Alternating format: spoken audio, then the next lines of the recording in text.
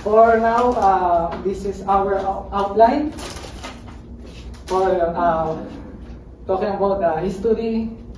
That's me, and geography for Osam, and etymology for Adula. This picture, this is a Garden of the Moon.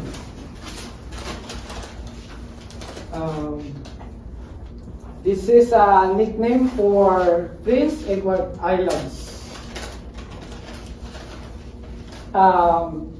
Garden of the Gold Museum in Montage. This is a first community founded in 1958. Next.